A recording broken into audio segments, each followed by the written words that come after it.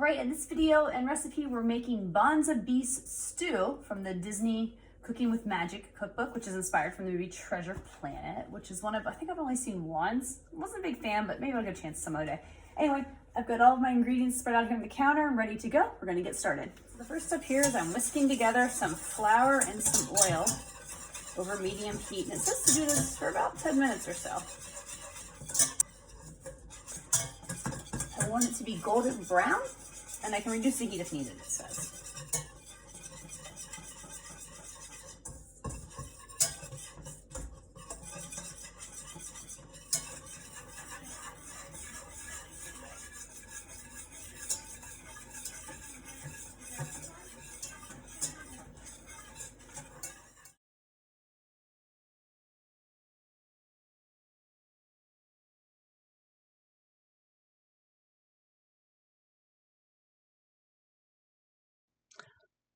Now that I am finally done whisking the flour stuff, it's time to add the vegetables and let them saute and cook for a little bit.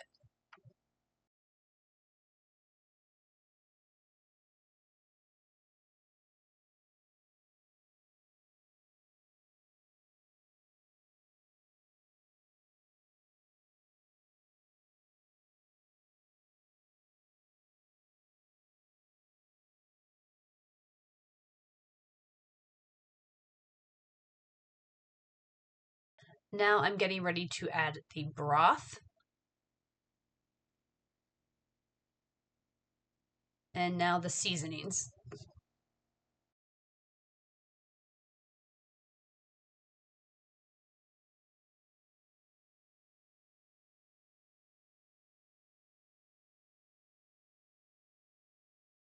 Forgot to hit record, but I just poured in the last final ingredients, which is the shrimp, some canned tomatoes, and some frozen peas. I'm gonna let it simmer. Now when it's done, you can add some rice to it, it says. I'm just going the cheap route tonight because we've got plans coming up here soon. So I'm just going to do the microwave rice and then put that in as there's needed. Here is the Bonzabeast stew done and ready to eat. Time for the Bonzabeast Stew review. I love it when things rhyme, or alliteration especially.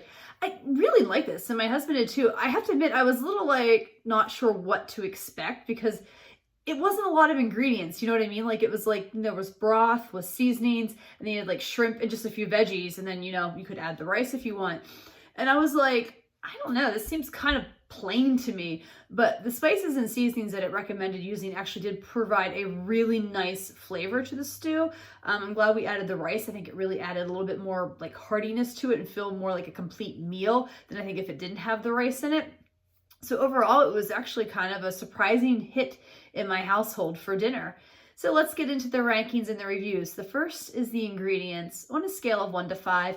And 1 is things that are easy to find and super inexpensive, or not really cost you a lot of money. And 5 is the more expensive, harder to find.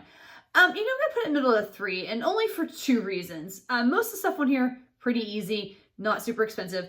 Shrimp can be a little expensive. Seafood is always a little costly. So if you're looking for, something to budget friendly meal, that could add up your thing. And the other ingredient that really kind of threw me for a loop in this was the seafood seasoning. I was like, what is seafood seasoning? So I kind of looked it up, and I saw some things online, and I was at the store, I wasn't sure. I mean, Old Bay kept coming up, and I'm like, well, yeah, duh, people season things with Old Bay. But I thought it wanted something else than that. So I actually ended up finding this at the store.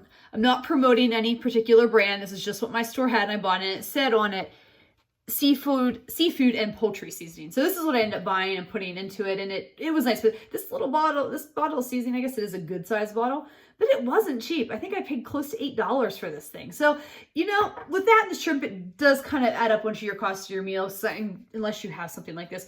And luckily, I did find another recipe that mentions using seafood seasoning or chicken seasoning, which just says poultry. So I think I'll get some good use out of this, so I don't regret buying it. But again, that's why I kind of ranked the ingredients a little higher, because, it's a little bit more of a cost, and this was a little bit tricky to find. Difficulty rating on a scale of 1 to 5, with 1 being easy and 5 being difficult. I'm honestly gonna give this a 2. It really was not hard at all. You basically just cook everything in a pot and put it together and let it simmer. And it was really pretty simple. You have to chop just a few vegetables, but not a lot. And you just add the spices and the herbs. Now, for the rice, as you probably saw, To save time, I just got the microwave bagged rice and threw it in the microwave for 90 seconds, and then we scooped that into the stew when we were done. So obviously, there could be a little bit more time involved if you'd rather, cook your rice in the ways that you prefer to cook rice. And then when I make this again on a scale of 1 to 5, with 1 being never and 5 being absolutely probably I'll make it all the time, I'm going to put it right in the middle to 3. Really did enjoy it, surprising hit, delicious, but was it so good that I want to make it constantly? Probably not.